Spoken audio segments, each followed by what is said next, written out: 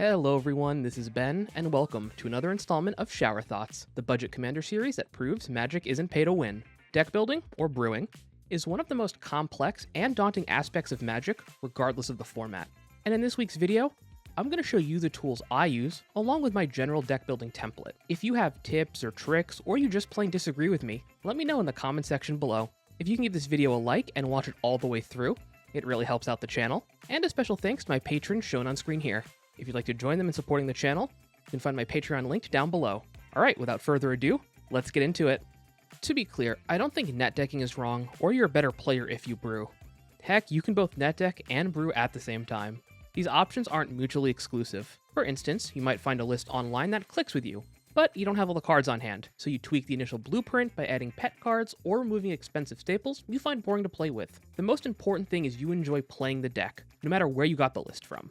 But I'm here to help you improve your deck building skill, so let's start with the tools I use and how I use them. Let's start off with EDH Rec. It's one of the most popular, if not the most popular, deck building website for the Commander format on the internet. It compiles deck information from across the internet and tells us which cards are played with which commanders, what cards are popular in the format, and will even break down different themes for those commanders. For example, Atraxa has over 50 themes associated with her. This is probably because she is the #1 commander on the site with over 24,000 decks. Because EDH Rec mostly compiles this data, sometimes a card will show up on a commander's page that doesn't really synergize with them. Let's take a look at Ratadrabic of Urborg's page on EDH Rec. You'll see Hero's Podium is showing up in 10% of decks. The first half of that artifact doesn't really fit the theme of Ratadrabic, since he turns legendary creatures into non-legendary tokens, while that second ability just isn't very good. But someone new to Magic might see that and evaluate it differently. Heck, I could be wrong and the card turns out to be amazing. That is one of the first difficulties in deck building, card evaluation. How many times have you seen the community call for bannings of cards like Mirkwood Bats, Lord Xander, or Doom Whisperer before they've even played with them? Or notoriously, when the command zone goofed on how busted Dockside Extortionist was going to be. Let's be real, most of us probably overlooked Dockside and overrated Lord Xander. Card evaluation is hard in a vacuum, so don't think just because a card isn't showing up on EDH Rec means you shouldn't try it out or it might be great in the deck. For an example of this, check out EDH Rec's Upping the Average series on YouTube after watching this video. Once I've landed on a commander for a deck, I'll check EDH Rec for what are some of the top cards played in that deck. Once you've played enough, you'll kind of learn what cards become automatic includes with what commanders. For example, you'll know to add Rampant Growth in Tatyova Benthic Druid, or Zorn fits perfectly into Prosper Tomebound. But even after playing for over a decade, I still miss obvious includes in decks, because there are just too many cards for a single person to remember. So it's a good idea to always double check to see what cards you might have missed, or ask your friends, sometimes they have some great suggestions. I will also use EDH Rec when I'm struggling to find card draw or removal that is on theme with a deck. Of course, I could just put Treasure Cruise into every blue deck and it would probably be fine. But if I'm playing a typal deck, I'd rather play something like Distant Melody or Kindred Discovery. The same thing goes for removal. Maybe I want less efficient removal that fits the theme of my deck better. Just because I'm in black doesn't mean I need to run Infernal Grasp or Go for the Throat in every single black deck.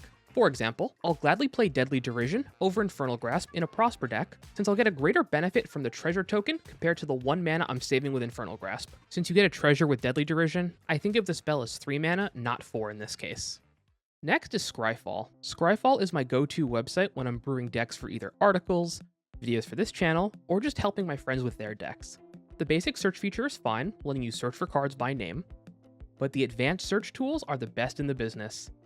They allow you to find cards by searching for their oracle text, type, price, and much more. My favorite feature is the criteria search, which gives you the option to search for cards using obscure filters such as old border, cards with watermarks, or cards that have ever been banned or restricted in any format. Want to build a watermark only deck? Well, now you can. Actually, I kinda like that idea. Let me know down below if you want to see a fully watermarked budget deck. Now I want you to take a look at the 3 cards on screen here: Abeyance, Botanical Plaza, and Cephalid Scout. Can you guess what all 3 of these cards have in common? If you guess they have the text "draw a card" on them, you'd be correct. I found all 3 of these vastly different cards by searching for every card that has "draw a card" in their oracle text. That is the power of Scryfall. It allows you to find every card ever printed with whatever rules text you're looking for. So if I want to build a deck around the card Hardened Scales, I would search for all cards with the text 1 or more, and that many plus 1, to find cards with similar effect.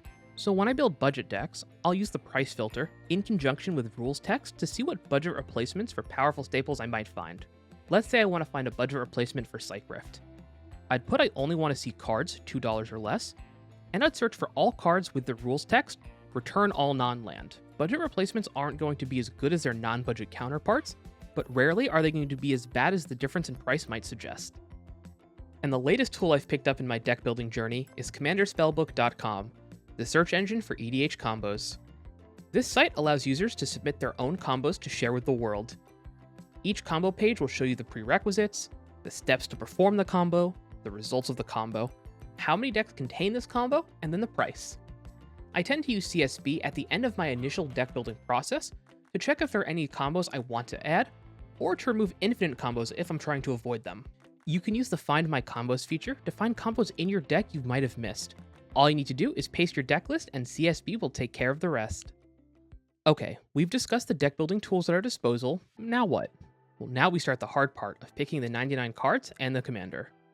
Well, more like 62 cards because I tend to run 37 lands, or 60 if you auto-include Sol Ring and Arcane Signet in decks.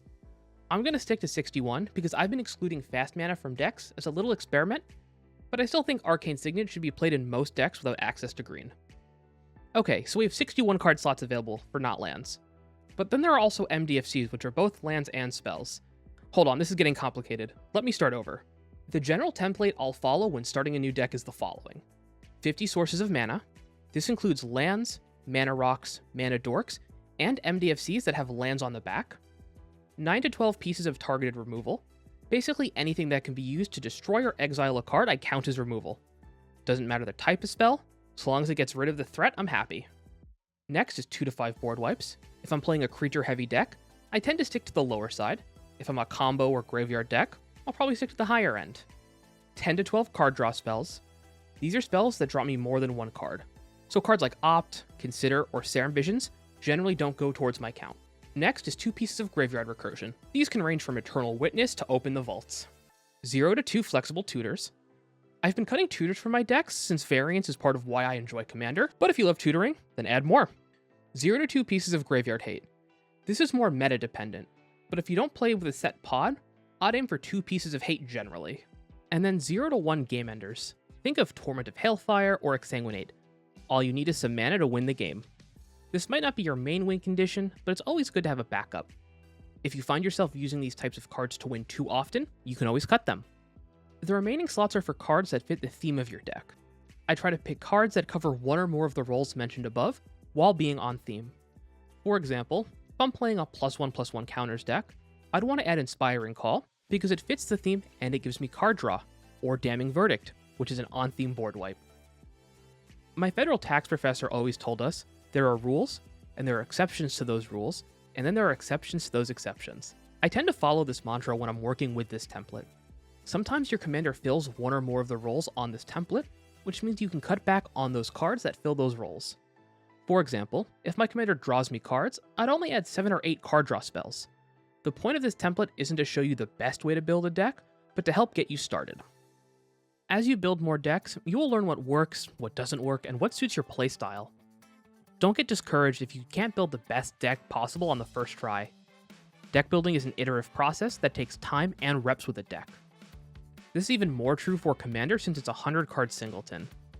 How many times have you added an upgrade to a deck and didn't see it for weeks? Sometimes you'll realize you need a key card for the deck to function, so you make changes to find that card easily. Or maybe you realize a card you thought would be great in the 99 is just a dud, so you change it for something else. The most important thing is to make sure you're enjoying the process, otherwise what's the point? And with that, thanks for watching. Don't forget to sub and give this video a like, it really helps out the channel. Also make sure to check out my other videos shown on screen here. This has been Ben, with Bathroom Brews MTG, and remember, always wash your hands.